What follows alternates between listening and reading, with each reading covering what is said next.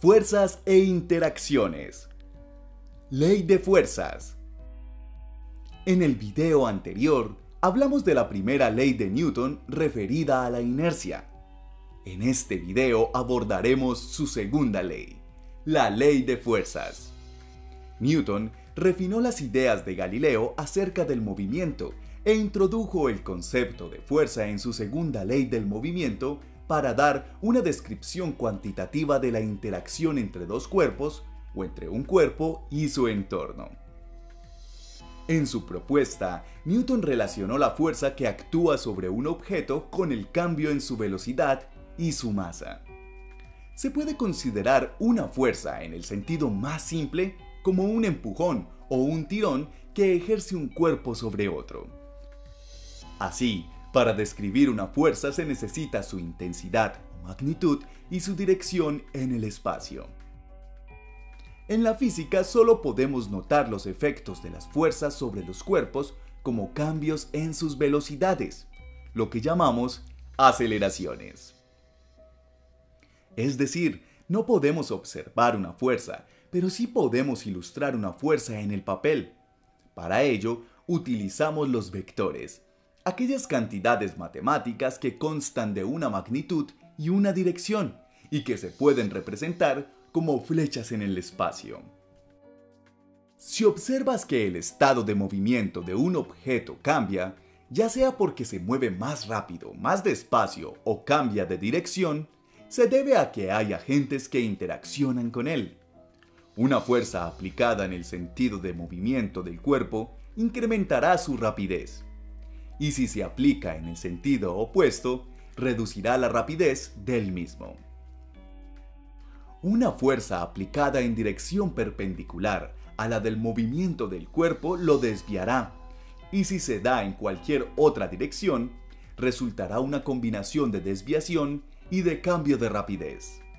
En otras palabras, una fuerza puede producir cambio en la velocidad, esto es, una fuerza produce una aceleración. Cuanta más fuerza se aplica, mayor es la aceleración del cuerpo, es decir, mayor es el cambio en su estado de movimiento. Es importante notar que una fuerza no siempre produce cambios en el estado de movimiento de un objeto. Esto es porque la mayoría de las veces hay otras fuerzas en juego y se cancelan los efectos. Por ejemplo, en este momento, mientras estás sentado viendo el video, la fuerza de gravedad actúa sobre tu cuerpo hacia abajo y sin embargo permaneces estacionario.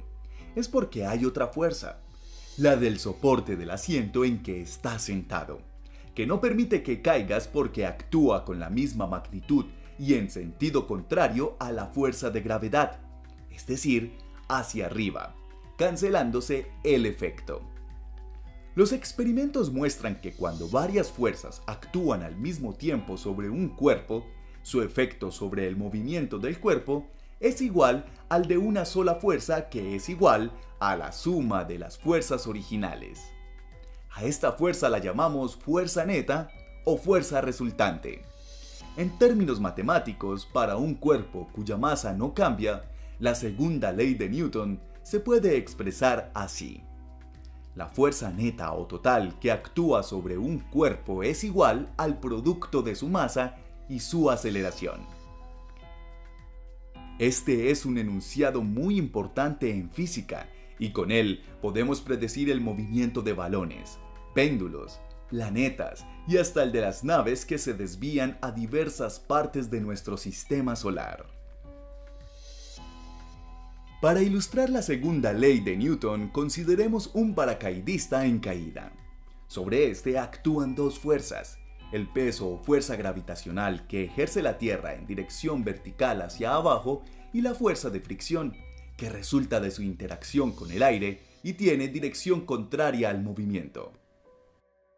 Cuando se lanza, antes de abrir el paracaídas, la magnitud del peso es mayor que la magnitud de la fricción, y el paracaidista se mueve cada vez más rápido, ya que la fuerza neta es distinta de cero y apunta verticalmente hacia abajo.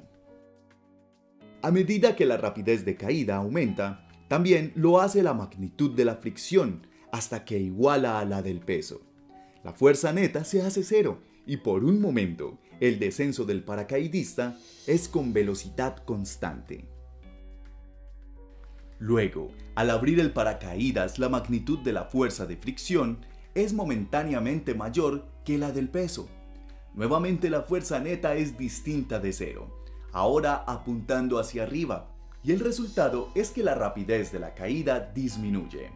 Al disminuir la velocidad de caída, disminuye también la magnitud de la fuerza de fricción con el aire, de modo que en algún momento se hace un poco menor que el peso, y la caída ocurre a menor velocidad de forma segura para el paracaidista.